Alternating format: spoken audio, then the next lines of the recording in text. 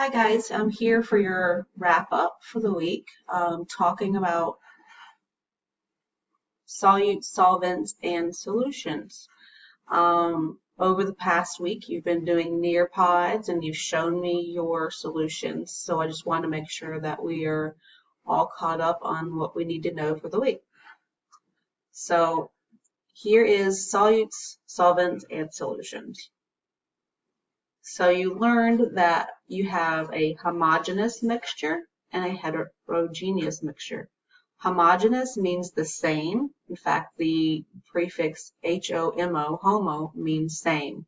Hetero is different, and that's the literal meaning. So in the picture here, you can see that we have coffee with sugar and milk when you mix it together, and it's nice and smooth, much like my own coffee here. It is a homogeneous mixture.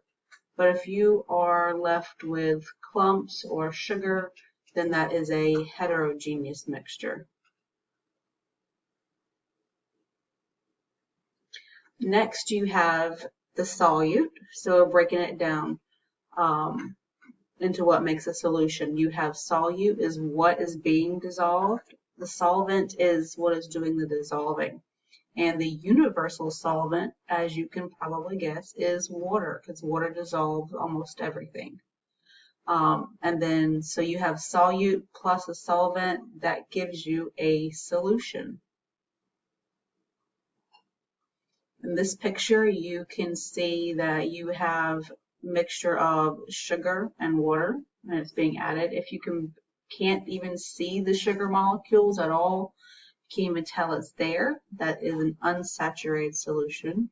If you can see it there, maybe it's a little bit cloudy, but you have added as much as it can possibly hold, that is a supersaturated solution.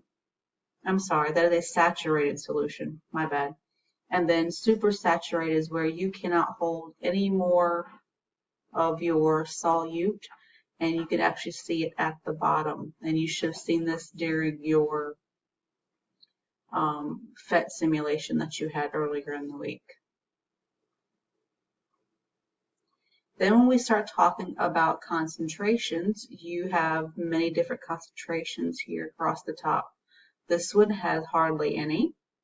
And as you can see, the molecules down here, there is not a lot.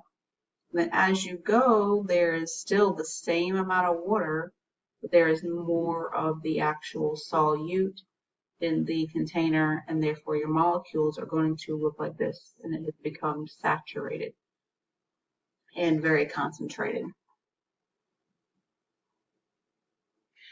Ionic compounds, we're going to see them again.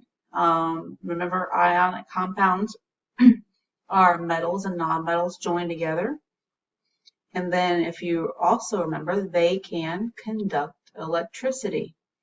And this is going to be talked about more next week in your lessons. But if you're looking right here, here are your metals and nonmetals joined together in ionic compounds, and they are conducting electricity. That's about it for the week. Make sure that you do the activities that you have to do for Friday, and see you around the web. And I really miss your miss you guys seeing your videos about your saturations and solutions. Really brightened my day and made me feel a lot better. I miss seeing you guys. All right, I will talk to you later and see you on the web. Don't forget that you can email me, text me, or join a Zoom meeting. See you around. Bye-bye.